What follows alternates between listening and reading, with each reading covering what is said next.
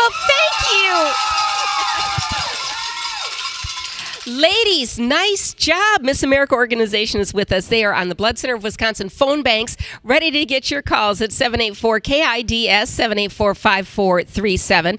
And the partnership has begun since 2007 with the Miss America organization. So thanks for being back again this year. We appreciate you guys so much. Hi. Celeste Abbott is with me. Hi, Celeste. Hello. So what we did for you today is the first thing we did was put you on the phone banks with the moms. So thank you. Thank you. Thank you for doing that. And then all the other moms left and we said, hey, Celeste, would you hang back and talk with me for a little while? So while they enjoyed their lunch from Pickerman's, you're out here doing an interview with me. And the great part is we have your beautiful daughter, Iris, to talk about. Now, here's the reason Iris isn't here. Because the assumption is Iris is home helping your husband with lawn work. Would that be correct? Hopefully. Okay. So the proof will be in the pudding when you get home. If he came in to get her to work, she's working. Okay. Excellent. How is Iris doing? Iris is doing very well. Okay. She's 17. Yes. Okay. So Iris's story begins. What age did you notice something is going on with Iris? Iris, when she was born, they suspected she had the hereditary spherocytosis, but until she was about 1, they couldn't actually do the testing. So we knew that issue was there since she was born. She has an older sister that has it, so it was easy to diagnose that as being hereditary. So what happens with that diagnosis? Her red blood cells are actually misshapen, so they're spherocytes, and then her body rejects them, and basically her spleen is always processing them out and getting rid of them. So she's always got overproduction of red blood cells, and then she's always getting them removed from her system. In layman's terms, is that like being anemic? It can cause anemia. It doesn't always. Her hemoglobin is always lower than most people's. She has an enlarged spleen because of it. So she has to be careful with activity she does. Like she should never go skiing or do some high-risk activities, which is really hard because Iris is a daredevil and would love to do all those things. Yes, she is. Yes. She has a real issue with fighting Crohn's disease. Yes. Tell us about that. She was diagnosed with not Crohn's, but ulcerative colitis when she was 4. And as she had the disease and was being treated over the years, eventually she was re-diagnosed with Crohn's. Nowadays, they kind of see it as a spectrum disease, and, they don't always, just a bowel disease, not necessarily separating them out from each other. So, what kind of surgery has Iris had? Iris went through a time where, she had a G-tube inserted, so she was getting extra nutrition because of that, because she could not eat enough food to thrive, basically. So that was her first surgery, and then eventually she went about 6 months without eating food at all. They were giving her nutrition through the G-tube, hoping that would give the colon time to heal. How old was she when that was going on? 15. Okay, so you're 15 years old and something smells delicious. You're making spaghetti and meatballs and garlic bread and brownies, and she probably is getting hungry and smelling these things, and she can't eat? No. We did not make her sit as a family during that stage of her life because that just seemed kind of cruel. Otherwise, we do have family meals. I try to keep her away from food, but how do you do that? That's life. Exactly. How do you do that? She would come in and she would smell it. That's what I was thinking. And she would just enjoy the smell, and then she'd walk away. And I don't know if I could have done it. Kind of breaks your heart, doesn't it? My heart's been broken many times over the years. I'm sure it has. And for you to be able to sit here and share the story is huge. When when you're a mom, what you want to do is comfort your kids. And one of the ways of doing that is whipping up something special in the kitchen. And so you had to find other ways. Yeah, our whole world revolves around food. I mean, we celebrate with food. We have birthdays with food. And then all of a sudden food is taboo. It is... You have to find other ways to celebrate.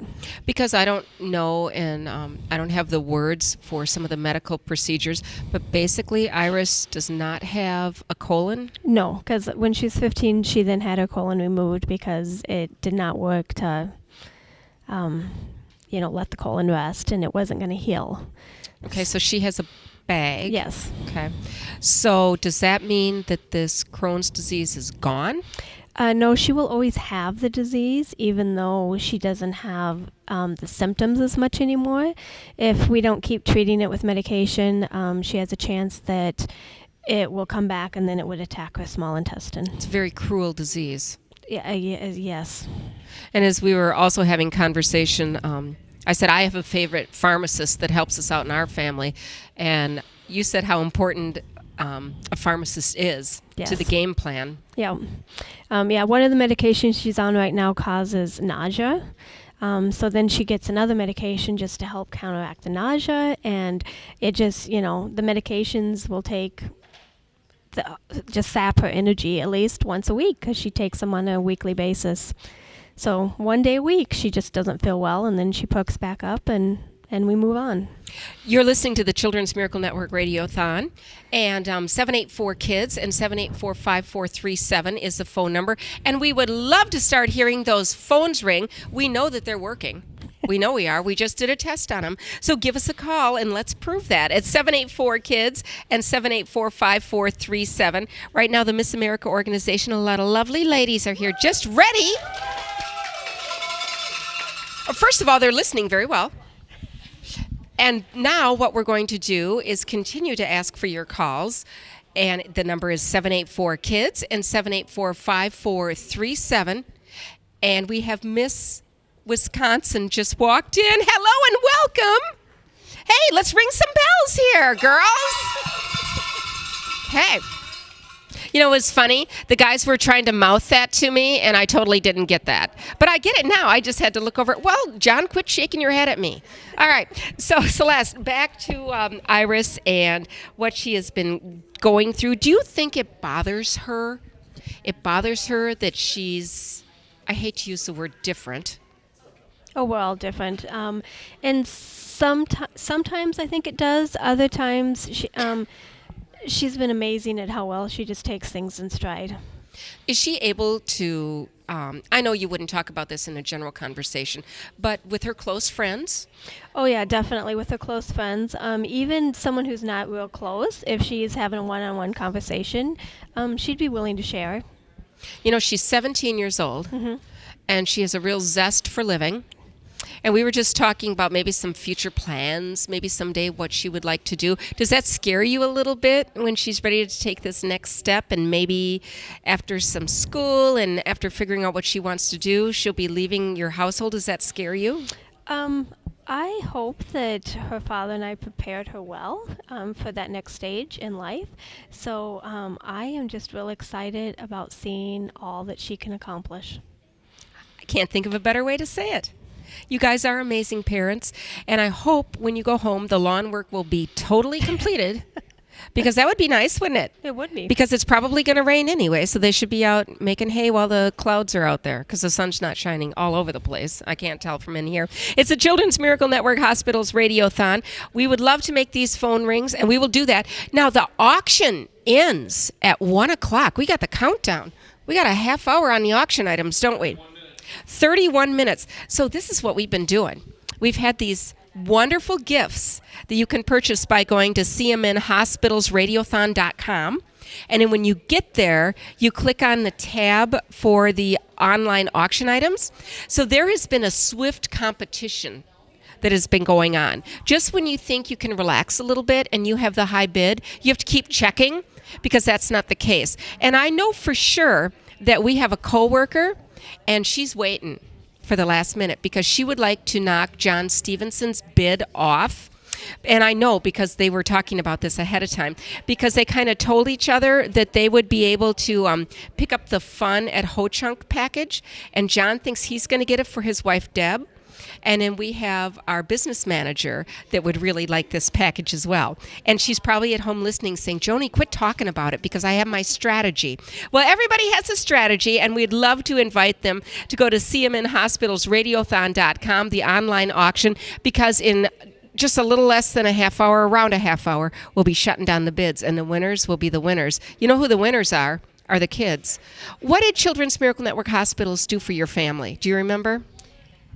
The main thing the hospitals did is meal vouchers when Iris was in the hospital. But I don't know. I never confirmed this, but she did do the horse sense one time for one class, and we never paid for anything. So I'm pretty sure the Children's Miracle Network paid for that as well. I'm pretty sure they did. Yeah, and the cool thing about that is Iris is now volunteering with them. Oh. So it's kind of the flip side of it. So. It's a giving back. Yep. And you spending time with me this afternoon and telling Iris's story is giving back. Thank you, Celeste. You're a joy, and I really do enjoy being with you. And I hope to see you. I hope it's not a whole nother year that goes by before I see you again. You're listening to the Children's Miracle Network Hospitals Radiothon, a service of the La Crosse Media Group.